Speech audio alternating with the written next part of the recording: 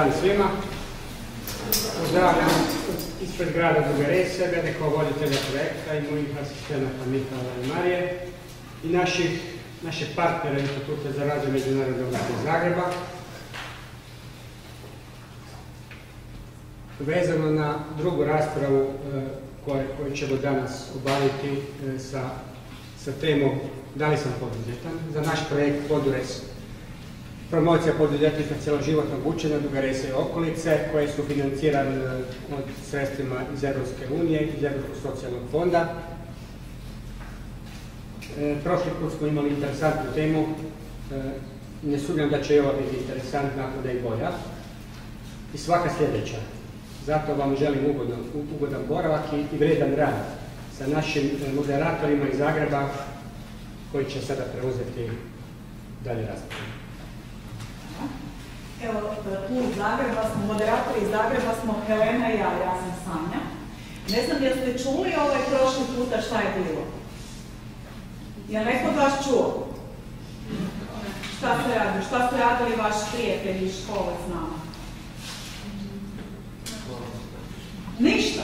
Niko vam nije rekao, bile su one neke iz Zagreba, neke su nam pričale pa smo tu neke diskutirali. Ništa. Ne. A recite koji ste radili?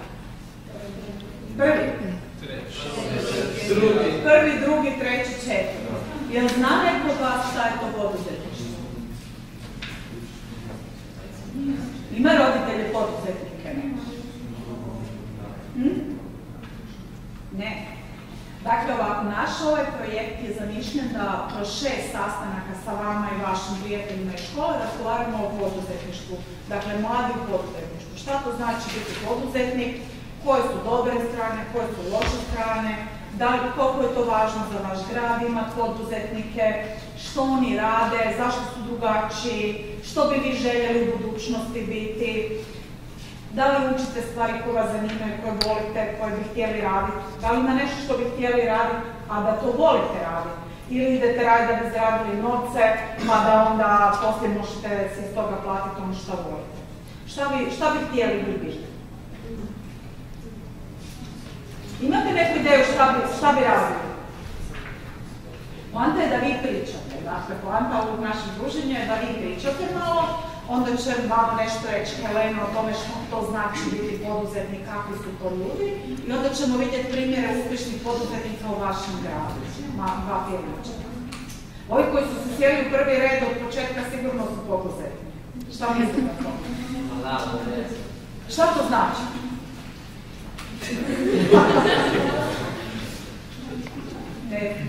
Ovako, ja ću vam sad podijeliti jedan mali upitnik gdje ćete vi na svako pitanje odgovoriti minus ili plus. Minus ako to niste vi, ne odnosi se na vas, a plus ako se odnosi. Može? Pa ćemo odmah vidjeti ko je to tu onako poduzetnik. Evo.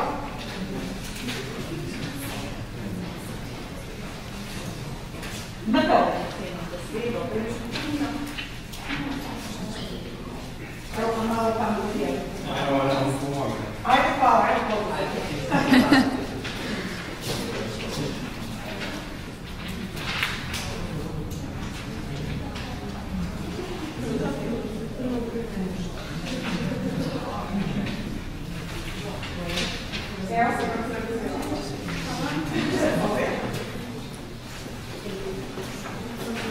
Evo, hoćete i vi? Evo vi.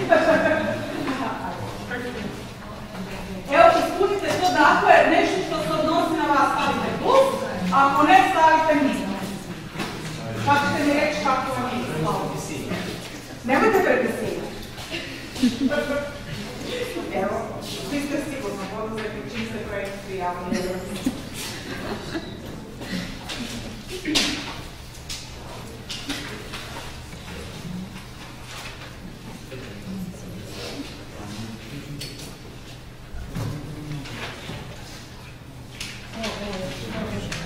Dajte sad ko ima više od, znači 4, 5, 6 ustava, nek digne ruku. Dobro, ko ima manje od 3, nek digne ruku. Manje od 3 plusa? Niko. Dakle ovako, ko ima 6 ustava? Wow, dobro. Super, znači vi ste stvarno poduzetna ekipa. Prošli put kad smo bili su učenici rekli najviše njih je htjelo završiti školu i zaposliti se, rekli su u državnoj službi. Od 8 do 3 i onda imati godišnji odmor, da ih niko ne smeta, je li tako? Da ih niko ne smeta. Bio je jedan super dečko koji je imao izvrsnu poduzetničku ideju šta bi on radio, ali u principu baš nisu bili za to da bi bili poduzetni. Vi ste po ovom testu ispali da ste svi u stvari imate osobine poduzetnika.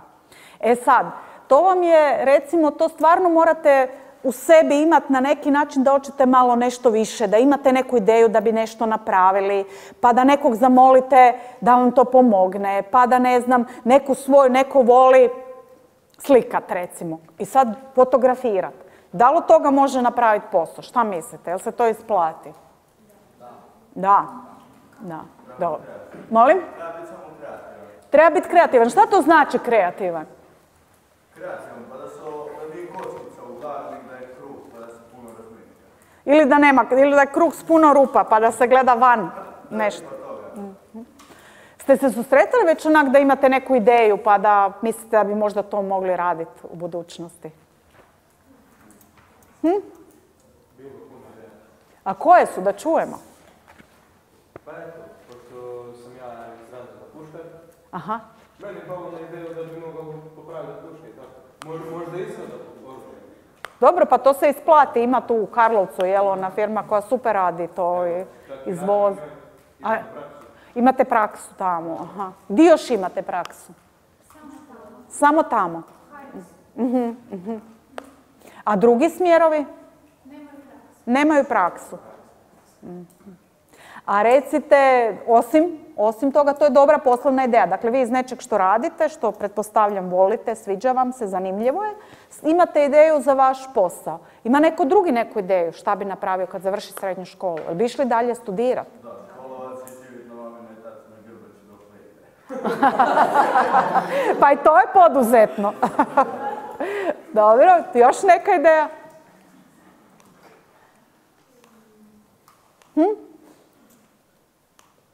Pa što prije završiš školu i da si možeš priuštiti vlastiti krug. Pa da, dobro, to, vi ste poduzetni. Koliko ste imali plusića? 3. Pa dobro, onda ste prekriveni poduzetnik. A šta bi vi?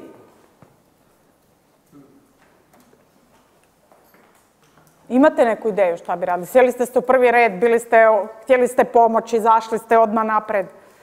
To su sve osobine poduzetnika. Ne. Jeste ikad razmišljali uopće o tome? Ne. Šta čekate? A šta vi za koji smjer završavate? Medijski tehničar. Aha. Znači vi ste mogli tu pomagati dečkima. Znači za sljedeću radionicu imamo jednog poduzetnika koji uči. Pomaže. 2. Ko je drugi? Aha. Dobro. Znači jednog dana ćemo vas autograme tražiti. Eto. I to je isto znači jedna ideja poduzetništva. Cure, vi ste imali sve plusiće, jel? 5. A vi ste imali sve. Ana, jel? Šta bi vi radili? Ne znate. A šta učite? Gimnazijski razred. Dakle, ići ćete studirati. Znate što bi? A šta na filozofskom? Engleski jezik ili pedagogiju. Koji ste razred? Bravo, super, već imate otprilike ideju. Moja kćer ide u prvi razred srednje škole, gimnaziju, ona pojma nema. Ja sam ju pripremajući se za onu prvi susret sa učenicima pitala, čuj Tamara, ali ti znaš kaj je to biti poduzetnik? Nemam pojma. Zakaj bi ja to bila? Ok, daviš me. Otprilike je to bio odgovor. Dakle, nije onda sam ja shvatila da u stvari klinci ni ne znaju šta to znači biti poduzetnik, da li je to dobro ili nije. Zašto mi imamo ovakve radionice? Recimo u Austriji jako puno ljudi radi u firmama koji imaju ili na svojim domaćinstvima ili nekim svojim malim firmama ili u nekim dućanima. A kod nas onako djeca, ja sam to vidjela na 3. godini faksa gdje predajem na pravu, svi bi oni, isto koji ovi vaši prijatelji koji su bili prije tjedan dana, svi bi oni rado se siguran posao radili za nekog drugog. Danas vam raditi za nekog drugog u nekoj velikoj kompaniji, recimo, ili kod malog privatnika ne znači da vi imate siguran posao i plaću. Zato jesu ovako nekako ove naše radionice, razgovori s vama, da vam probamo pokazati da možda možete razmišljati ko ovaj mladi kolega, kako se zovete? Sebastian, koji već ima ideju, ok, ja to učim o puškama i tako mogu bi ja imati servis za popravljanje puške. I to je već jedan onako dobar iskorak. Znači, onda razmišlja kako bi mogao se sam zaposliti, pa ga niko neće tlačiti, pa neće imati radno vrijeme možda i radit će zaista sam i sebi će osigurati nekakvu egzistenciju za život.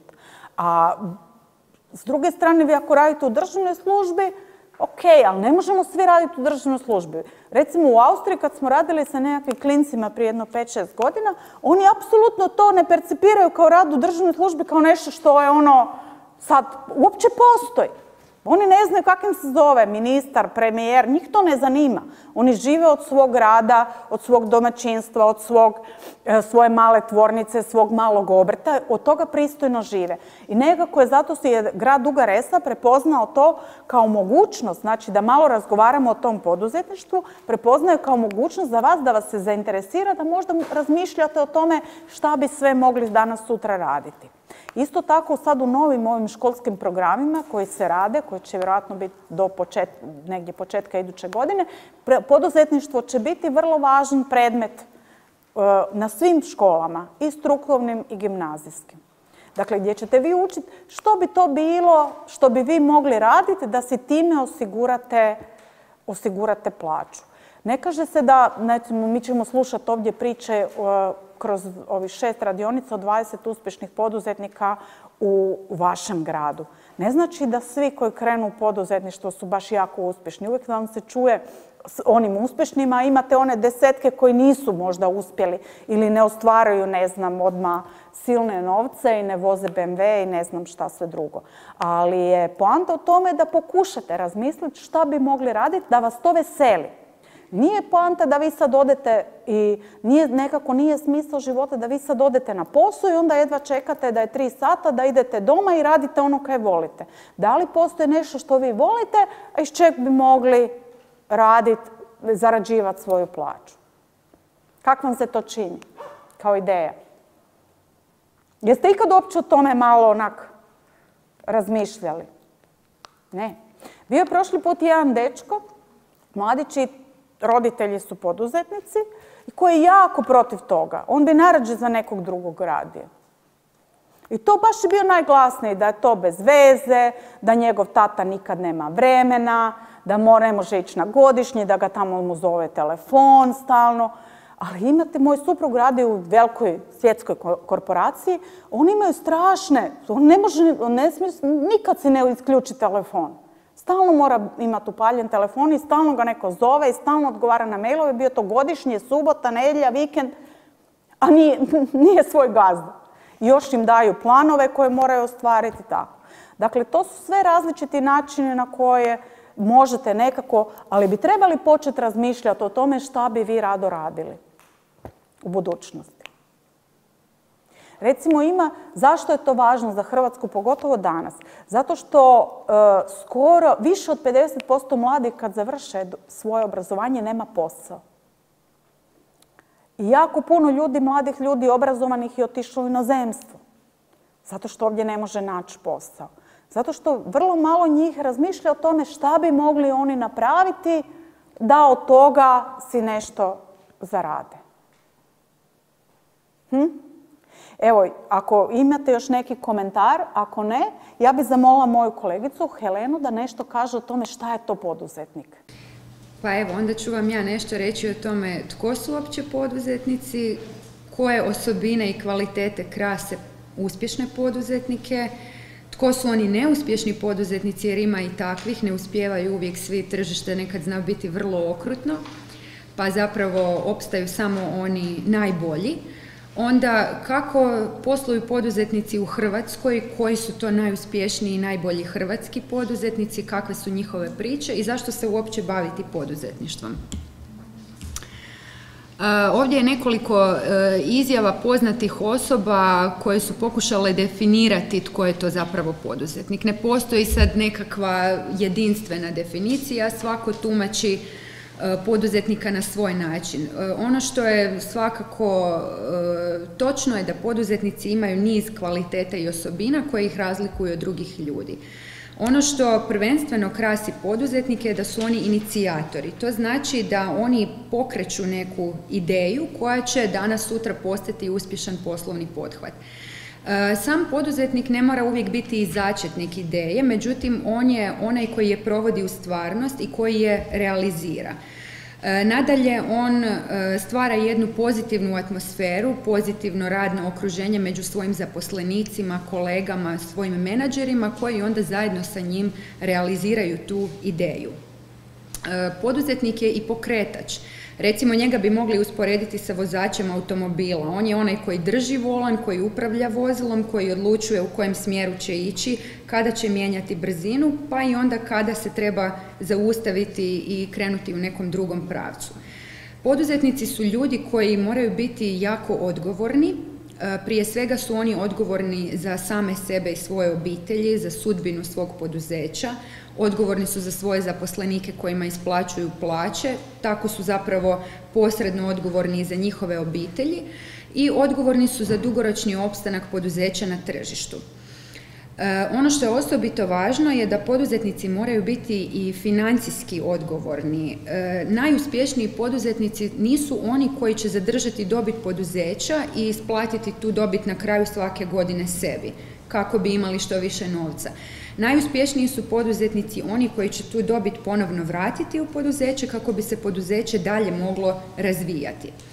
Dakle, poduzetnici zapravo posluju u jednim vrlo neizvjesnim okolnostima. Oni moraju pronaći tržište za svoje proizvode, moraju stalno razmišljati o tome da li će imati novca da razviju neku ideju, da li će imati pouzdane poslovne partnere, da li će imati odane kupce. Međutim, poduzetnici su zapravo ljudi koji se ne boje poteškoća, koji znaju, mogu i žele iskoristiti prilike i suočiti se sa tim poteškoćama.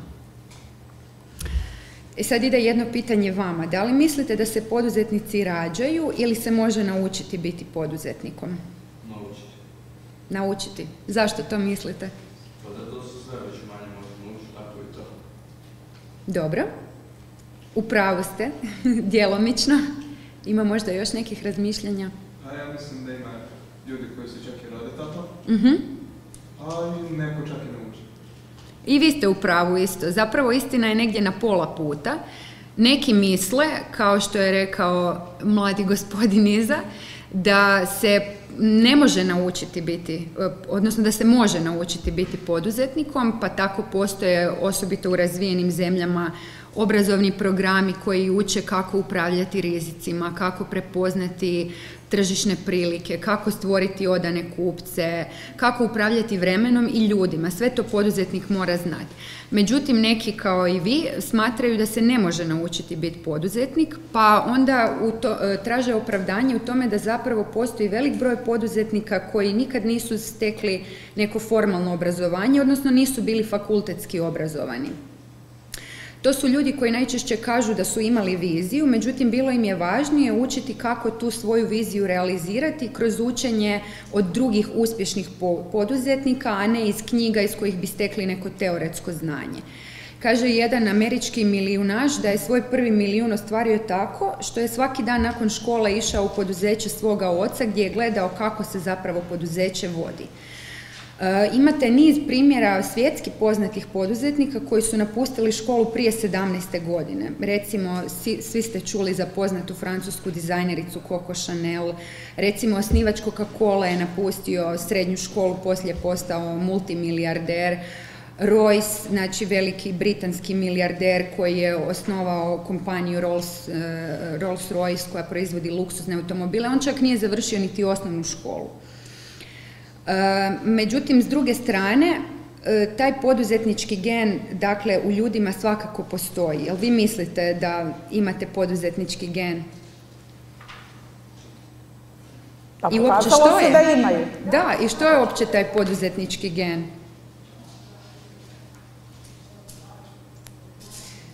Zapravo, neki znanstvenici su se usuglasili oko toga da taj poduzetnički gen kod nekih ljudi svakako postoji. To su karakteristike i osobine ličnosti koje kod nekih ljudi određuju da će oni biti uspješniji poduzetnici nego neki drugi ljudi. Međutim, postoje i druga struja znanstvenika koja kaže da je važno i to obrazovanje, jer vi se rađate sa time da ste hrabri preuzeti rizike, da imate intuiciju i šesto čulo za razvoj neke dobre ideje, ali opet u obrazovanju, jedino kroz obrazovni proces možete naučiti kako, recimo, računovodstveno voditi poduzeće, kako dobro poznavati porezne politike, porezni tretman poduzeća, kako razviti neke dobre marketinške vještine. Znači, istina je negdje na pola puta, pa je tako, recimo, poznati izumitelj Edison rekao da je samo 1% ideje ili inspiracije potrebno za dobar poduzetnički pothvat, a ostalih 99% je samo rezultat sustavnog truda, zalaganja, rada i strpljenja. Ne postaje se uspješan poduzetnik preko noći. Uspješni poduzetnici ne uzimaju neuspjeh kao opciju. Zapravo, neuspjeh je kod njih pokretačka snaga za stvaranje nekih novih ideja i prilika. Tako postoji niz poznatih poduzetnika koji nisu oduvijek bili takvi, koji su zapravo u nekoj fazi svog života bili i vrlo neuspješni. To se najčešće događa kada poduzetnici ne uspiju prepoznati tržišnu priliku ili ako to i uspiju, ne uspijevaju na nju adekvatno i pravovremeno reagirati. Recimo, poznat je primjer Bill Gatesa koji nije na vrijeme uočio da Microsoft se treba orijentirati na razvoj internetskih tražilica. Google je to prvi skužio i Google je pretekao Microsoft, ostvario ogromne profite, a Microsoft je tek poslije reagirao, razvio poznatu tražilicu Bing za koju svi sigurno znate, međutim u tom trenutku ona je već koštala puno više nego što je od nje se moglo zaraditi. S druge strane, ni Google nije baš bio potpuno uspješan i to u području društvenih mreža. Iako je, znači, tržište pokazivalo da se razvija u tom smjeru, Google je zakašnjelo reagirao, razvio je svoju društvenu mrežu Google+, međutim u tom trenutku ga je Facebook već toliko nadmašio i postao tržišni lider da je Google zapravo mogao stajati samo iz prikrajka i promatrati. Što biste vi rekli, tko su neuspješni poduzetnici? Što mislite da može odvesti poduzeće u propast? Najviše minus. Minusa? Posuđivanje novaca, jel da, bez pravog poslovnog plana kako će se ti novci vratiti. Znači, možete vi biti idealista, ne znam kakav, imati ne znam kakvu ideju, ali ako vi ne znate to staviti na papir, ne znate, niste naučili kako se to radi, ne znate napraviti poslovni plan, jednom uspije, ali stotinama drugih ne. Dakle, užasno je važno znanje. Znanje i obrazovanje su, znači, temelj svega. I može biti ne znam kakvih priča o čudima od poduzetnika, to su rijetke ptice kojima se posrećilo.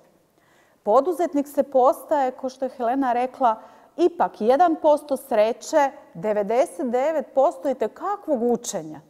Sjedenja, rada, jer vi što više toga naučite, što više toga čujete, što više komunicirate s ljudima, vi ćete imati više ideja, više spoznaja, više mogućnosti da reagirate u nekakvim situacijama. Dakle, obrazovanje je izuzetno bitno. Bilo da se radi o nekakvim klasičnim oblicima obrazovanja, znači koje vi stječete kroz školu, koja je nužna, koja se mora napraviti, ili nekakvim dodatnim tečajima, seminarima i sličnim stvarima gdje vi stalno nešto novo čujete i nikad ne znate kad ćete čuti za neku novu priliku i kad će vam se upaliti neka vaša lampica. Jeste čuli nešto u vašoj školi nedavno kroz ovih par dana, mjesec dana? Jeste čuli nešto što vas je potaklo, gle, to bi ja mogao? Na nekom predmetu. Ništa. Molim? Ne mogu sjetiti. Sigurno će se kad malo pogledaju filmiće, iza toga ćete se sigurno nečeg sjetiti šta bi mogla biti nekakva dobra poduzetnička prilika. Jer ste super odgovorili, znači da sigurno imate taj drive za pokretanjem nekih novih stvari. U biti, vi ste nebrušeni dijamanti, samo još malo i bit ćete danas sutra sigurno velika većina od vas vrlo uspješni poduzetnici. Poduzetnik ne mora biti samo onaj koji ima vlastito poduzeće. Dakle, vi možete poduzetnik biti i u nekakvoj drugoj sredini. Recimo, vaša profesorica je poduzetna. Čim je vas potaknula da dođete malo i o tome razgovarate, vidjela je neku novu priliku, novu mogućnost, neki novi iskorak. Jel imate neke slobodne aktivnosti? S čim se bavite? U školu? Kojim? Rukomet, super. To je već jedan iskorak. Dakle, vi još nešto radite što vas niko ne prisiljava, ne mora. Imate još nešto? Košarka? Glazba? Šta svirate vi? Bravo. Imate neki bend? Jeste osnovali bend?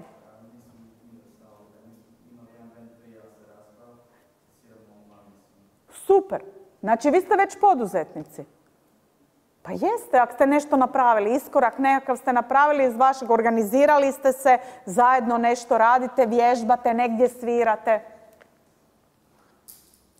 Još neko? Cure, šta vi radite u slobodno vrijeme? Pa baš nešto prije se bavila isto nekim sportom, ali sad više ne. Vi? Odbojkom se bavite. Super, pa vi ste sportska grupa. Sport je isto izuzetno važan kao dio života mladih ljudi koji vas uče toj borbenosti, riziku, ulasku u nekakve situacije, to vi na rukometu znate, gdje ipak morate malo staviti na panj, srce na panj. Što vi radite, dečki? Ništa? Da mi stvarno ništa ne radimo i da vi ništa ne radite, ja ću samo reći, evo ja ne mogu izdržati stvarno, mada nije da ne bude ja govorim, ali Karlo je učenik koji se bavi glazbom i koji nam je sada na obilježavanju 90 godina naše gradske knjižnice i čitaonice održao jedan nastup. Prekrasno. Kristijan i Karlo sudjeluju kao članovi grupe Magnus i sviraju već sad u biti oni, nadam se, zarađuju i neki novac. Znači, sviraju u vatrogasnom, to je naš normalni kafić, sviraju, znači, vikendima nekakvu jako dobro čula sam glazbu. Ne znam, Josip priprema isto sad jedan događaj ovdje u našem ovom jednom prostoru, u Mulju. Ma ne pripremam ja, sudjelujem tako da priprema se da je jedan ogroman prostor koji je prije tu bio kafić, to je isto tu tu stoji postoje studa. Ispod Konzuma i to je bio jedan veliko poduzetnika, Kejtika, koga je tu cijeli ovaj Konzum, ovoga više manje, da. Njegovo to je bilo, znači sve, njegovo je bio jako velik najem, a pošto je to tu, u Dugaresi se čeka skatepark, već preko večer života, to je super. Ali sad, moj prijatelj ovoga, on je stari, on ima 22-3 godine, on znači je za to da ima što sve kraći, znači ta događanja, ali da su vrlo puna, da ima puno, ne sudionika, nego događanja u tom jednom danu. Pa na tome se radi sad. Znači, vi ni ne znate da ste poduzetnici, a poduzetnici ste već sad. Da. Bravo, super, izvrsno. Ima još neko ovako. Profesorice, pomognite. Ima još? Da, bitno je znači da vi u stvari ste poduzetnici.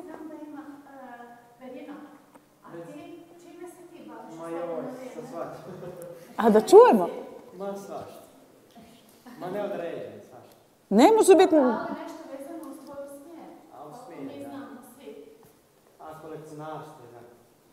Pa dobro, to je posao, to je isto poduzetnički posao. I tekakav može biti. I šta radite? Svašta. Poslovna tajna. Poslovna tajna, poduzetnik bi govorio poslovna... Predavanja. Kako je predavanje? Predavanje, ne znam. Laura, ti su bila. Bila sam u ljetnoj školi Crvenog križa i onda dolaze on i Kalovanci. I onda nam drže predavanje o orijentaciji u prirodi. I on je nešto pričao o sobranosti. Pa svaka čast, to su poduzetničke aktivnosti. Pa vi ni ne znate koliko imate budućih poduzetnika.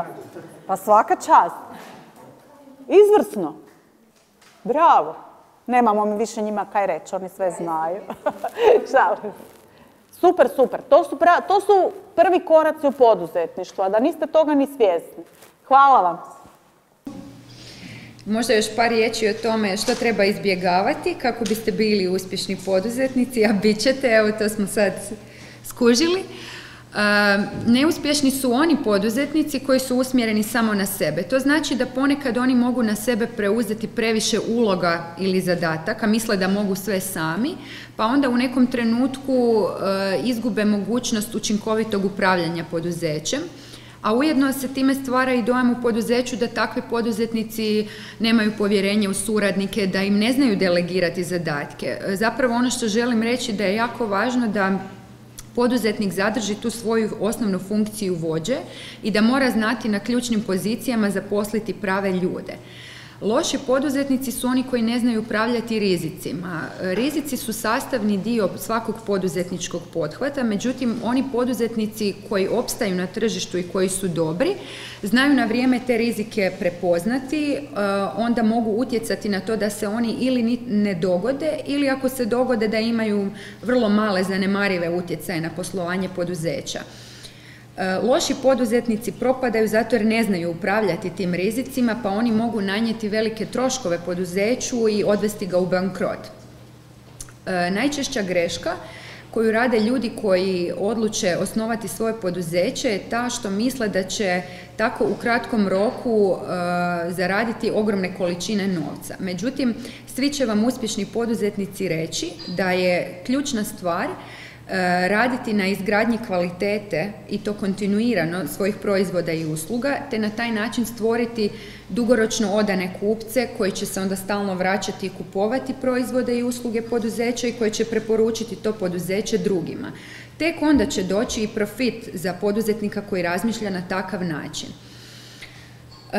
U današnjim suvremenim uvjetima poslovanja i način rada unutar samog poduzeća se mijenja. Dakle, poduzetnik nije više netko ko je na vrhu poduzeća, koji će samo delegirati zadatke svojim podređenima i potpisivati neke ključne dokumente. Moderna poduzeća funkcioniraju na temelju fleksibilnih timova, koje zajednički čini poduzetnik i njegovi suradnici. Oni su u timu ravnopravni, tako da moderni poduzetnici itekako usvajaju prijedloge svojih suradnika, konstruktivne kritike i zapravo na taj način zaposlenici su ravnopravni partneri poduzetniku koji upravljaju zajedno s njim poduzećem. Jedno pitanje, šta mislite kad je neko poduzetnik? Da li on radi samo zato da bi zgrnuo lovu, zaradio novce ili radi zato što radi nešto što voli? Šta ga jače motivira? Novci ili to što radi nešto u čemu živa?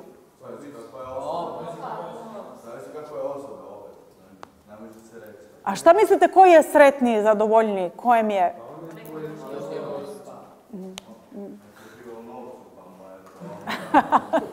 Onda ima privatnu štampariju. Kažu onako i teoretičari i znači sva ta istraživanja kažu da ljudi koji rade ono što vole, da su oni puno ispunjeniji. Dakle, da ono, kaže, novac je mjerilo vrijednosti, je, ali nije jedino. Dakle, vi ako radite ono što volite, moj tetak je bio umjetnik. On se dizao svako jutro u 4, jedva je čekao da počne tam lupat po onim svojim, ne znam, on je u drvetu nešto radio. On je uživao u tome. To je donijelo njemu i velike novce i slavu i tako, ali njemu to tam niš nije bilo važno. Ni kako je on obučen, ni ko se njemu sve divi, nego mu je bilo najvažnije da to što si on zamislio istuče u tom drvetu. Dakle, umjetnost je isto jedna vrsta poduzetništva, htjeli to naši kulturnjaci priznati ili ne. Zato što donosi nekakva sredstva, a opet čovjek se kroz to ispunjava. Dakle, činjenica je, novac je važan, ali je jako dobro ako možete raditi nešto što volite.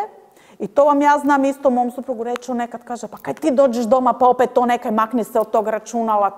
Ja kažem, gle, ali to, ja se bavim znanošću, to nije posao od 8 do 3. To je poziv, ja to volim, ja to razmišljam o tome, ja miješam rižu na mlijeku i tu na iPadu čitam neki članak, jer mene to veseli, kako da vam kažem, ja u tome uživam. E sad, ako to uspijete tako postići, kad budete danas, sutra radili, da volite to što radite, i onda vam je to, onda to neovisno je li vi radili u nekakvom poduzeću, u nekoj školi kao profesor, bilo gdje da to radite, vi ste poduzetni, vi ćete tražiti uvijek korak napred, malo više uživat ćete u tome. Dakle, nije sve u novcu, novac je važan.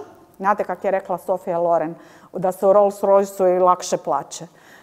Novac je važan, ali nije sve. Dakle, važno je da ono što radite, nekako je naša poruka, ono što radite trebate voliti. Poduzetnik, nekad postaju poduzetnici oni ljudi koji onako imaju neku ideju, super ideju, pa onda to pretvore u posao, no često vam danas, pogotovo u Hrvatskoj kad ljudi ostaju bez posla, često postaju poduzetnici zato što nemaju drugi način da osiguraju nekakav sredstva za život, za sebe, za svoju obitelj. I onda ima nekakvih tih izvora financiranja na Zavodu za zapošljavanje, pa nekakva sredstva za poticanje poduzetništva, tako da oni pokušaju, znači, da su prisiljeni. Dosta često je to u zadnje vrijeme, ljudi ostanu bez posla, ne znaju šta bi i onda pokrenu nekakav svoj posao i vide da mogu. Vide da mogu i da od toga mogu, ako to rade, da mogu od toga uzdržavati sebe i svoju obitelj. Dakle, i jedno i drugo postoji kao motiv.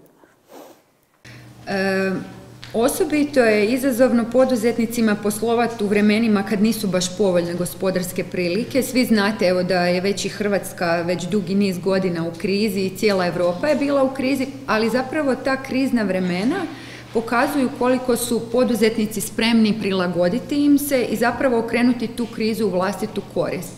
Postoje oni, dakle, koji su nadvladali tu krizu i koji su ne samo uspjeli se zadržati na tržištu, nego čak i profitirati od te krize.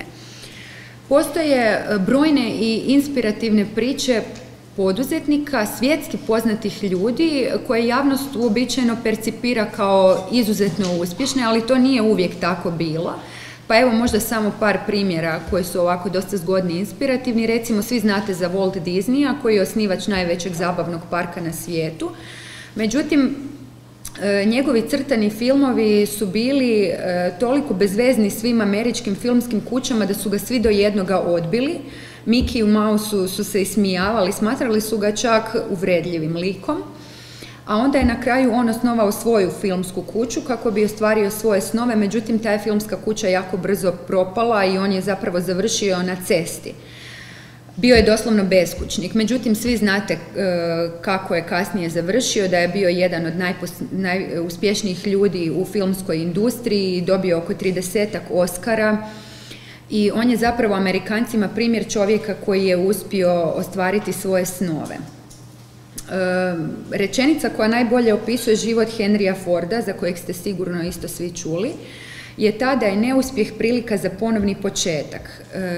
Kad je Henry Ford odlučio ostvariti svoju ideju da proizvede dobar, funkcionalan i lijep auto, on je poslovao u uvjetima kad se u Americi pojavio niz proizvođača automobila poput njega, koji su se svi međusobno natjecali kako će proizvesti što bolji auto na benzinski pogon.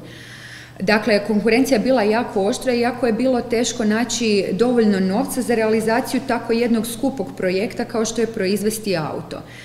Investitori su izgubili milijune ulažući u Fordove neuspjele pokušaje i svi su zapravo izgubili povjerenje u njega i njegovi poslovni partneri i financijeri i smatrali su ga propalicom.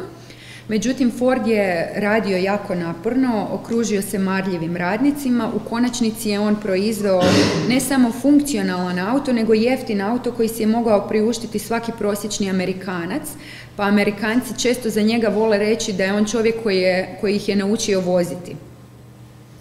Za Steve Jobsa ste također svi čuli, znate da je osnivač najveće informatičke kompanije na svijetu, Apple-a. I zahvaljujući tome što je on bio izuzetan karizmatik i vizionar, on je u vrlo kratkom vremenu vinuo kompaniju u nebesa, ona je ostvarivala enormne profite. Međutim, Jobs je ipak vrlo brzo dobio otkaz u kompaniji koju je sam osnovao. Zašto je to bilo tako? Zato što je on bio, dakle, veliki kreativac i vizionar, međutim istovremeno je bio i ekscentrik i nije znao upravljati ljudima. On je to i sam priznao nakon što je dobio otkaz, da se jednostavno nije mogao nositi sa tako naglim uspjehom. Međutim, nakon par godina on se vratio u kompaniju kao glavni menadžer, lansirao je i danas najpoznatije proizvode Apple-a kao što su iPod, iPad, iPhone i zapravo je on pokazao da je od vizionara postao dobar i uspješan biznismen. I još za kraj zanimljiva priča o Thomasu Edisonu. Njegovi su učitelji već od ranih dana njegovog školovanja govorili za njega da je preglup da bi išta naučio. Nakon što je završio školu i dobio posao, jako je brzo dobio otkaz. I trebalo mu je 1000 pokušaja da proizvede žarulju. Znači, njega povijest pamti kao čovjeka zbog kojeg svi danas i u svim domovima imamo žarulje. I onda su ga pitali, pa dobro, kako je to bilo ostvariti neuspjeh 1000 puta? Onda on rekao, ja nisam ostvario neuspjeh 1000 puta, nego je proces izuma žarulje bio proces od 1000 koraka. Evo, to su poduzetnici koji vam se rađaju kao ona ptica Feniks iz pepela. Znači, ništa ne priznaju kao svoj poraz, nego stalno idu dalje. U Hrvatskoj je malo situacija drugačija. Svi znate da se naši poduzetnici susreću sa nizom problema. Tu prije svega mislimo na male i srednje poduzetnike koji ili započinju od nule ili sa vrlo malim ograničenim sredstvima. Osobito je bilo teško poduzetnicima, to jest veliki izazov je bilo kad je Hrvatska ušla u Europsku uniju. Tada se otvorilo za hrvatske poduzetnike jedno veliko europsko tržište na kojem živi 500 milijuna ljudi i gdje posluju poduzeća koja stotinama godina grade svoju reputaciju i imaju vjerne kupce. Međutim, unatoč tome, naši najbolji poduzetnici su ipak uspjeli jer su shvatili da je to njima prilika da dodatno ulažu u svoju kvalitetu i da se nametnu na tom tržištu unatoč tako jakoj i velikoj konkurenciji i postoje pozitivni primjeri koji su itekako uspjeli, ne samo zadržali poslovanje, odnosno uspjeh poduzeća, nego se i proširili. Svi ste možda čuli na televiziji da je sad Hrvatska već službeno izašla iz recesije, a u tome veliku zaslugu upravo imaju poduzetnici. Oni stvaraju najveći broj radnih mjesta, oni investiraju u gospodarstvo i osiguravaju mu stabilnost i rast. Znate kako je to? Poduzetnici su vam i recimo mali poljoprivrednici. I onda vam sad ulaskom u Europsku uniju ti poljoprivrednici koji 100 godina rade na isti način svinokolju, na isti način obrađuju zemlju, na isti način sjeku, ne znam, drveće, odjednom vam moraju ići na tečaje i dobiti certifikate da sve to oni dobro rade. I onda su se prvo vrijeme svi jako šta ćemo mi, pa ja to znam, pa to nama, šta ja sad tamo moram ići na tečaj pa dobiti certifikat. A onda su vidjeli kako su lijepo išli se educirati, to je cijeloživotno obrazovanje, dobili su certifikat i sad s tim certifikatom mogu dobiti poticaj, a inače to nisu mogli dobiti. Dakle, ima sve to svoje. Zašto? Dakle, to cijelo životno učenje, stalni rad na sebi, dakle, sva izazovna tržišta, izlazak na nova tržišta, to su sve izazovi koje danas ljudi imaju, poduzetnici imaju pred sobom, a što vam na neki način ih tjera da stalno rade, da stalno iznova u sebe ulažu, da stalno uče, s druge strane nama koji smo potrošači tih proizvoda osigurava nekakvu kvalitetu. Dakle, kad jednom sad završite srednju školu, pa kad završite faks uspješno, to ne znači da ste vi sad gotovi, nego stalno treba ulagati u sebe, učiti, proučavati, gledati nešto novo, šta ima novo u području koje ste izabrali. To vam je jako važno, to vam je prednost, koji god posao da izaberete, prednost pred onim drugima. Evo, možda još isto samo par riječi, uopće koji su to poduzetnici u Hrvatskoj koji su uspješni i zašto su oni uspješniji od drugih koji su ili manje uspješni ili su propali. Znači, kao što sam već ranije rekla, govorimo o malim poduzetnicima kojima je zapravo najteže poslovati, pa su u Hrvatskoj zapravo najuspješnija ona poduzeća koja se bave informatičkim tehnologijama, informatičkom industrijom. One razvijaju cjelovita softverska rješenja za svoje klijente, što je jako važno jer to poduzećima omogućuje smanjenje troškova.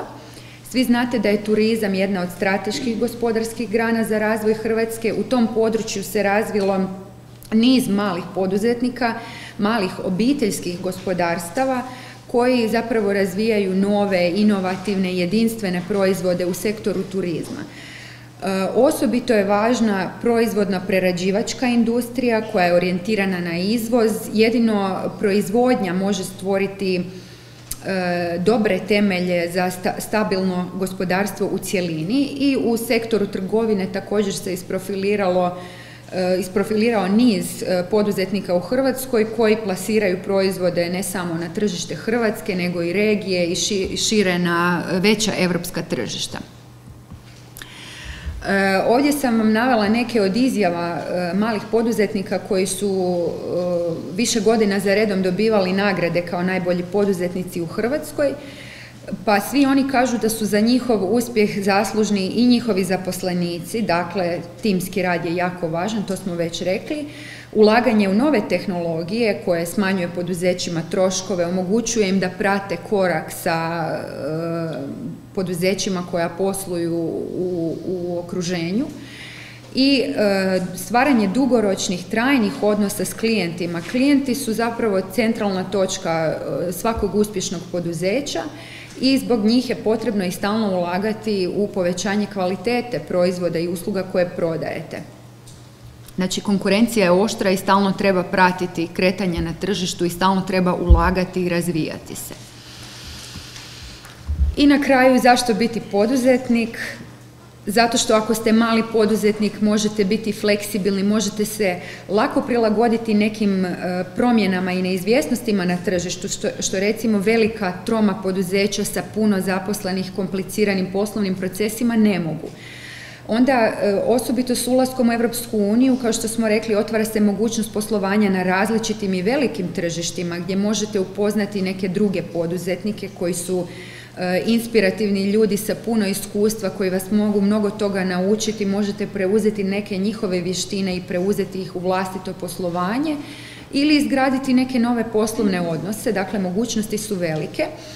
Ono što smo već danas tu spominjali je da ponekad nešto što vam je hobi može danas sutra prerasti u uspješnu poslovnu ideju. Mnogi uspješni poduzetnici kažu da su tako počeli, a na kraju su završili tako da su zapravo živjeli, da žive ono što rade, odnosno rade ono što vole.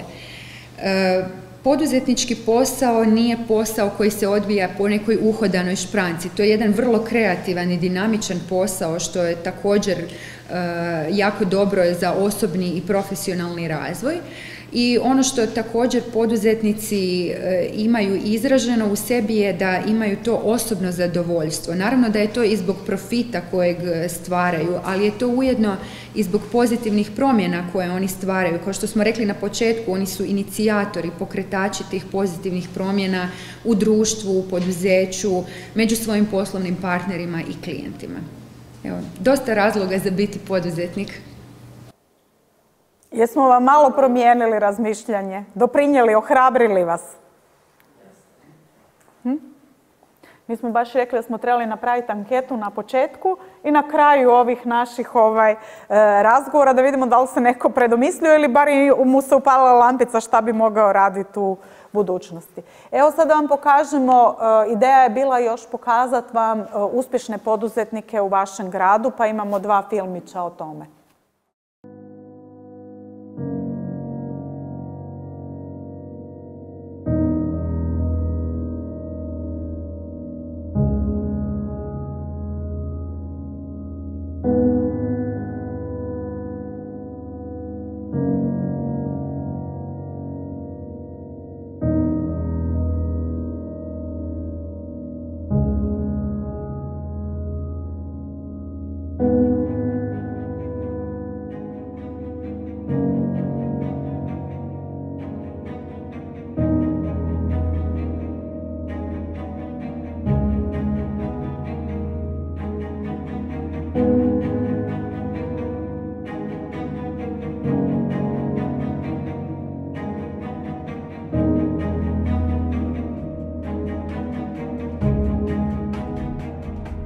Davne 1971. godine Branko Draganjac otvorio je limarski obrt DBD. 24 godine kasnije, točnije 1998. godine, njegov sin Dubravko po završetku školovanja preuzima obrt od svog oca. Ja sam obiteljski nasljednik započetog obrta. Tada sam postao obrtnik i sve do danas sam u obrtničkim vodama. Obrt funkcionira u kontinuitetu 41 godinu. Primarna djelatnost obrta je građevinska limarija i krovopokrivanje. Proizvodni program sastoji se od širokog asortimana proizvoda koji uključuje proizvodnju i montažu građevinske limarije, kao i proizvodnju limenih proizvoda. Proizvode i montiraju sve vrste ventilacijskih kanala i prateće opreme.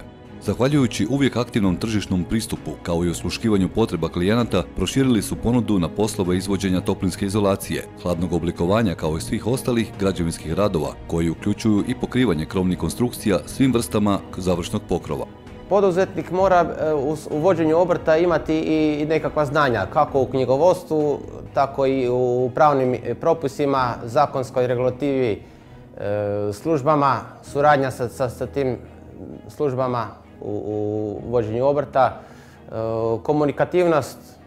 Odlučan i odgovoran pristup svakom poslovnom zadatku rezultat su brojne reference koje limarski obrt DBD ima. Točnije, gotovo da ne postoji važniji objekt na području grada Duge Rese na kojem obrt Dubravka Draganjca nije izvodio radove. Meni je izazov u poslu odraditi neki posao kvalitetno i stalno mi je izazov neke noviteti u poslu, primjena novih materijala, alata i primjena toga u mojoj struci. U mome poslu nema šablone i rada stalno jednog te istog, nego je svaki posao od posla do posla ima uvijek nekih novih stvari i promjena. Tako je izazov uvijek od posla do posla nove stvari susrećemo i odrađujemo. Obrt danas zapošljava 7 djelatnika na neodređeno vrijeme, a posebno je ponosan kao obrtnik na činjenicu da... U svom obrtu ponosan sam na dugogodišnju tradiciju i iskustvo obrta, koje sam rekao malo prije, 41 godinu u kontinuitetu. Ja sam nastavio vođenje obrta i ponosan sam na svoje djelatnike koji rade u obrtu, koji su dugo godina zaposleni i rade kvalitetno i pouzdano. Prednosti koje nosi obrtništvo Dubravko je svjestan, ali usprkos tome ističe koje su najvažnije karakteristike obrtnika u cjelini. Karakteristike poduzetnika su prvenstveno znanje u svojoj struci koje poduzetnik mora imati. Dalje, poduzetnik mora biti komunikativan, mora biti kvalitetan u svome radu, odnos sa ljudima, rad sa ljudima, što sa strankama, tako i sa djelatnicima, zaposlenicima u obrtu. Imajući na umu sve nabrojano, limarski obrt DBD iznimno ozbiljnim i marljivim pristupom poslu postiže brojne rezultate na lokalnom tržištu. Međutim, ponekad i ne ide baš sve kako su zamislili. U radu nas poduzetnika dolazimo često i do nekih određenih problema, kao na primjer česte promjene zakonskih akata i regulativa koje mi zbog svoga obima posla ne stignemo dovoljno popratiti, pa tu nehotice i negdje nesvjesno pogrešimo. Brojnim birokratskim i drugim problemima, usprkos svemu, Dubravko će doskočiti i iznaći vremena, tako što će i dalje raditi na usavršavanju sebe. U tom ozračju šalje poruku i budućim obrtnicima. Budućim poduzetnicima savjetovao bih da budu hrabri, odlučni u otvaranju obrta i vjerovati u sebe i svoje mogućnosti. Tako u svome poslu trebaju biti kvalitetni u svome radu, brzi, u cijeni realni i prije svega konkurentni. Tradicija limarskog obrta od 41 godine i Dubravkovih nepunih 18 godina na čelu obrta garancija su da ovaj obrt kao i njegov vlasnik imaju budućnost na dugoreškom i karlovačkom području. Marljivost i zalaganje i ovaj put su se isplatili i samo su još jednom dokazali da treba imati svoj cilj i viziju i nikad od toga ne odustati.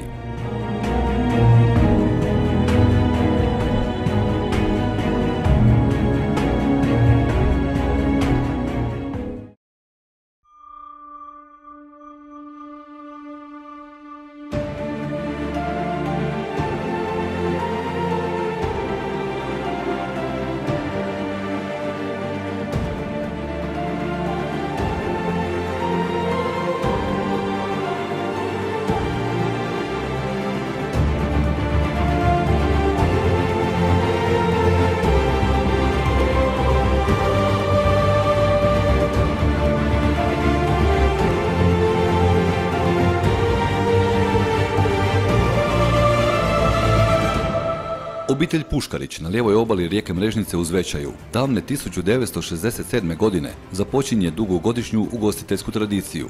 Na svom razvojnom putu uspjeli su očuvati dominaciju prirode, u čemu svjedoči i bogata gastronomska ponuda riječne ribe iz vlastitih bazena, a 2004. godine proširili su ugostiteljsku ponudu. Znači, naš obrt se bavi ugostiteljstvom. Uz samo restoran koji imamo, koji se nalazi na prekrasnoj rijeci Mrežnici, imamo i sobe. Bavimo se znači turizmom, sobama i iznajmljivanjem, gdje ugošćavamo strance na organiziranim turama. Međutim, na 14 moderno uređenih soba obitelj Puškarić nije stala. Zahvaljujući energičnom tržišnom pristupu, osluškivanju potreba i želje svojih gostiju, kao i usvajanju novih znanja u ugostiteljstvu, uz postojeće kupalište proširuju doradnu ponudu. Tako se danas u vlasništvu restorana nalazi dječje i odbojkaško igralište, iznajmljivanje kanua, na vlastitom riječnom otoku postoji mogućnost kampiranja, te još brojni drugi sadržaji namijenjeni odmoru za dušu i tijelo. Restoran je kapaciteta 200 mjesta, zatvorenog prostora sa mogućnošću podjele na 3 prostorije pogodne za razne skupove, seminare i sl. Na sve što su postigli ne kriju zadovoljstvo. Pa ponosan sam prvo i osnovno što sam uopće opstao kao poduzetnik ovih 25 godina u turbulentnim vremenima koja su bila, znači od rata na ovamo.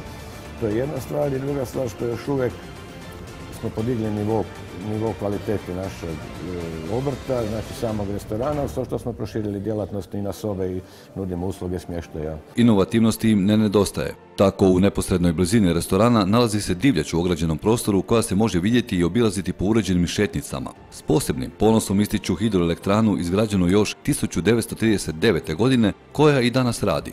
Sve ovo upućuje na to da su u obitelji Puškarić već odavno shvatili koje su glavne karakteristike svakog obrtnika i poduzetnika.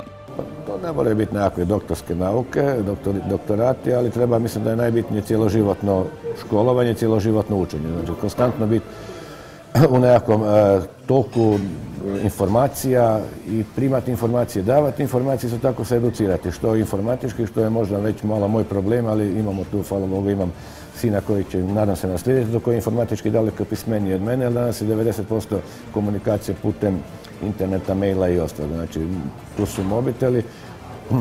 Znači, to je jedan vid znanja koji treba imati, a isto tako, to što kažem, cjeloživotno učenje. Znači, stalno nekakve edukacije, seminare, da li ti što se tiče u našoj struci konkretno kuharstva, someljerstva ili tako nešto slično tome. Svakom mladom i budućem poduzetniku rado će predočiti prednosti poduzetništva. Pa poduzetnik po meni treba biti prvo i osnovno čovjek. S druge strane, znači da ne maltretira osoblje ili radnike svoje, isto tako da treba njima izvići u susret koliko god se može, isto tako mislim da se s druge strane vraća od djelatnika koji rade. Isto tako treba biti poduzetan i inovativan, znači izmišljati stalno nekakvu, neću reći toplu vodu, ali stalno nekakve nove proizvode ili nekakve nove usluge koje konkretno kod nas se stvari uslugama, da bi mogao opstati na tržištu i biti konkurentan. Međutim, svakom obrtniku još uvijek je veliki problem to što se brojni zakoni vrlo često mijenjaju u našoj državi. Teško je planirati rashode unaprijed, koje često opterećuju i brojni parafiskalni nameti, što predstavljaju veliki izazov. A izazov je taj da čovjek mora probati, znači sam se uhvatiti u koštati sa vremenom i sa konkurencijom i sa svima skupa da bi na kraju krajeva opstao na tržištu. Pa da skačemo tome na taj način što se kao prvo i osnovno ne mogu reći da je moj kolega ugostitelj meni konkurencija, znači on je meni prvo prijatelj i onda temeljem razgovora između mene i njega i struke ustojimo udruženje obrtnika, područne komore, Hrvatske obrtničke komore gdje imamo i dobivamo stalno nekakve naputke. S druge strane imamo pravnu službu u kojoj se uvijek može obratiti bilo koji obrtnik u bilo koje vrijeme koje ćemo dati, znači, tumačenje ili zakona ili nečega trećega. I s druge strane, po tim seminarima koji se događaju, znači cjeloživotno učenje.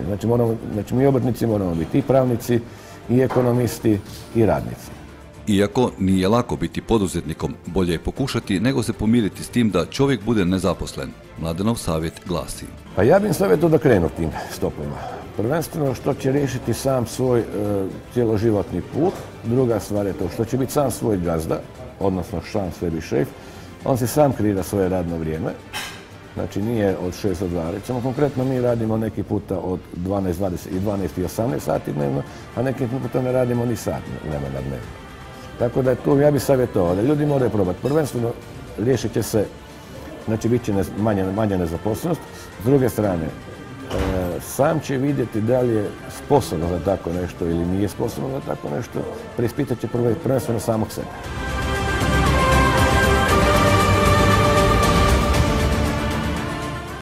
Evo, draga moja poduzetnička grupa, vidjeli ste ovo što smo vam mi za danas pripremili. Na kraju ovako nekako moja poruka da imate pred sobom još nekoliko godina učenja i rada. Biti jako dobar učenju je također jedan poduzetnički pothvat gdje vi možda učite zato da budete poduzetnici, vam vole biti najbolji.